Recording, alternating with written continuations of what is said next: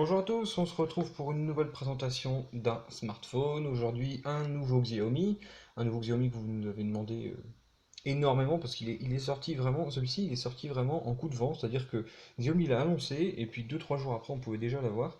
Et donc ça en fait un téléphone qui est vraiment très demandé en ce moment parce que vous verrez que ses performances, en tout cas sa fiche technique, est très intéressante pour son faible prix. Donc il s'agit du Xiaomi Redmi Note 2 dans sa version compatible avec l'Europe au niveau de la 3G, 4G. Ce qu'on va regarder tout de suite au niveau de la boîte.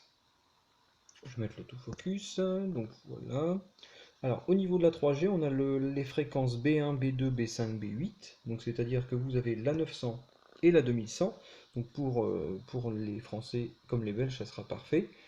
Et au niveau de la 4G, vous avez la B1, B3, B7. Donc ça veut dire que vous aurez la 1800 et la 2600. Donc vous pourrez utiliser plus ou moins n'importe quel opérateur. Vous aurez juste une 4G un peu moindre, puisque dans certaines zones, vous aurez besoin de la 800 MHz qui n'est pas prise en charge par cet appareil. Alors, sinon, on va regarder un petit peu le design de l'appareil. Alors, tout de suite, quand je l'ai pris en main, ça m'a fait penser énormément à un autre modèle de chez Xiaomi, c'est-à-dire celui-ci. Le Mi 4i, c'est exactement la même chose, hein. Ils sont quasiment identiques à quelques légères différences près, mais on retrouve la même coque blanche mat à l'arrière et un design extrêmement similaire, si ce n'est que vous avez un 5 pouces 5 Redmi Note 2 et un 5 pouces chez le Mi 4i. Voilà. Alors, le téléphone s'ouvre par contre, ça c'est une bonne nouvelle.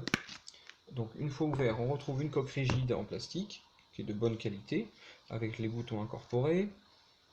On retrouve une batterie amovible de 3020 mAh, donc ce sera plutôt pas mal pour alimenter le Helio X10 de chez Mediatek, puisque c'est celui-ci qui est dedans. Deux emplacements SIM et un emplacement micro SD, avec ici une caméra de 13 millions de pixels.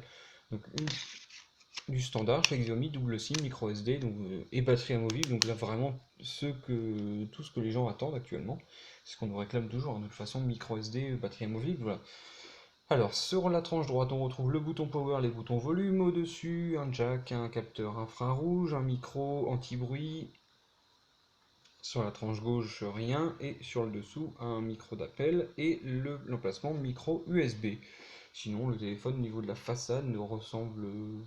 Enfin, n'a pas de particulière différence avec le Mi 4i, avec le Redmi Note précédent. Il est très similaire. Le téléphone, une fois allumé, vous découvrez tout de suite, hein, je vais bouger la boîte parce que c'est pénible. Voilà. Le téléphone en lui-même, par contre, arbore comme toujours, hein, l'interface MUI, donc que vous êtes nombreux à apprécier, euh, parce que c'est une surcouche qui est déjà très personnalisable et qui est assez ergonomique. Donc, ce téléphone sera le premier à incorporer MUI 7. Alors actuellement, c'est pas le cas, hein. Actuellement, on est sur MUI 6.6.7. J'ai vu que le téléphone proposait une mise à jour tout à l'heure. Donc actuellement, MUI 7 c'est pas prévu tout de suite. Et puis de toute façon, il faudra aussi attendre que MUI France ait terminé la traduction de la ROM. Mais dans l'immédiat, donc le téléphone est livré sous MUI 6.6.7. Et actuellement, la ROM MUI France n'est pas dispo, ce qui fait qu'on se retrouve avec un téléphone sans Play Store et sans français. Donc ça, on l'a précisé de toute façon dans la boutique, et dès qu'on aura la ROM MUI France, de toute façon, on l'installera, et donc vous serez prévenu. Voilà, sinon l'interface est donc la même que sur le Mi 4i ou que sur le Mi Note. Donc finalement, on a l'habitude et c'est une surcouche qui plaît. Enfin, je vais pas dire surcouche, sinon je vais me faire taper sur les doigts. Mais on va dire l'interface en tout cas plaît toujours autant. Alors, au niveau des performances, on va regarder un toutou avec un score qui sera assez important en 64 bits historique. Voilà. On est sur un score à 46 000 points. Alors, le téléphone propose le mode haute performance et le mode équilibré. J'ai choisi le mode haute performance. Ça fausse peut-être un petit peu le résultat, mais voilà. Au maximum, voilà, c'est le score que j'ai pu avoir, 46 000 points. Donc c'est assez énorme quand même, hein. C'est-à-dire qu'on est. Enfin, après, c'est plus très parlant maintenant quand on regarde un petit peu ça, parce qu'on voit qu'il y a des téléphones très puissants et des téléphones moins puissants qui arrivent quand même à avoir des très hauts scores. Mais en tout cas, ce qui est certain, c'est que le processeur embarqué, le MT6795, est une valeur sûre, sans aucun problème. Alors, donc il s'appelle le Redmi Note 2, il est sur Android 5.0, le processeur c'est un Helio X10, accompagné d'une puce graphique PowerVR G6200, qui n'est pas la meilleure, mais qui donnera un résultat correct, et on le verra ça dans 3D Mark juste après. La caméra fait 13 millions de pixels, l'écran fait 5,5 pouces Full HD, on est sur 2 Go de RAM et non 3.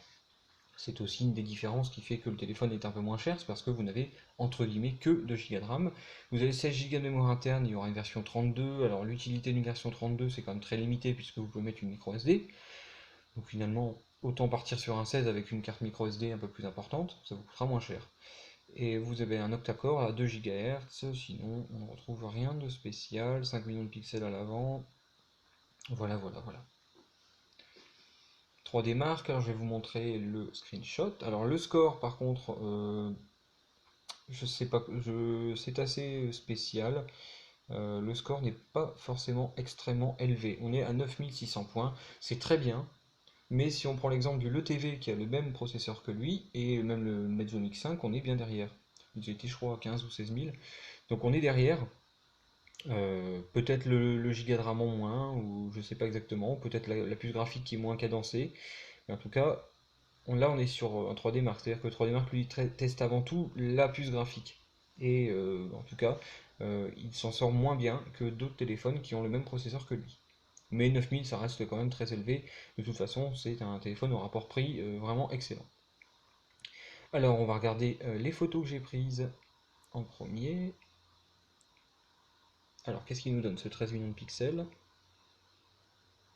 Ouais, bah c'est bien.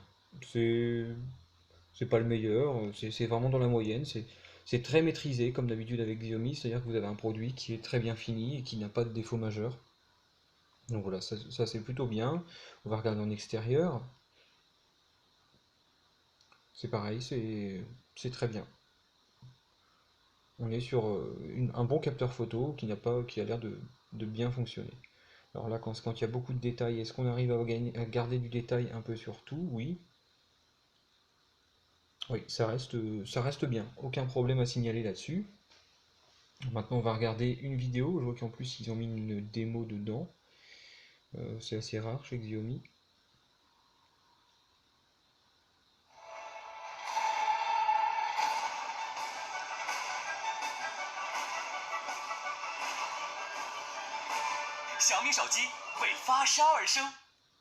Ouais. Donc ça fait un, un rendu vidéo qui est pas mal. C'est la même chose que pour la caméra. On est sur quelque chose de vraiment dans la moyenne haute. C'est-à-dire un petit peu mieux peut-être que certaines autres marques au même tarif, mais on a un téléphone qui est très compétitif et qui a un bel écran. Alors le son, je vais mettre une autre vidéo pour voir, mais il m'a paru assez correct. Alors on va regarder celle-ci comme d'habitude.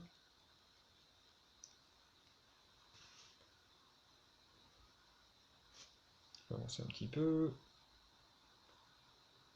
J'ai l'impression que la vidéo ne passe pas. Ouais, j'ai l'impression que la vidéo ne passe pas, donc c'est assez étonnant. Je vais réessayer éventuellement, mais il semblerait que ça ne soit pas bon. Alors, on va essayer, donc la galerie.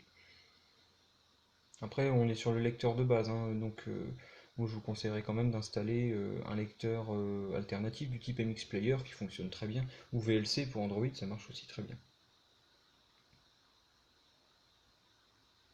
Ouais, bah, en tout cas, ça n'a pas l'air de fonctionner, ou peut-être moi qui n'y arrive pas. Donc voilà. Mais en tout cas, on a vu la vidéo tout à l'heure et je peux vous dire que l'écran fonctionne, l'écran est pas mal et le son m'avait l'air assez correct aussi. Donc sinon, voilà, vous êtes sur une valeur sûre. De toute façon, quand vous prenez un Xiaomi, vous êtes face à un téléphone qui est très complet, qui a une très bonne interface et qui a des bonnes performances dans le cas de celui-là. Donc franchement, vous n'avez aucune hésitation à voir. Si c'est un modèle qui vous fait de l'œil, vous pouvez sans crainte vous orienter vers celui-ci à moins de 230 euros de toute façon.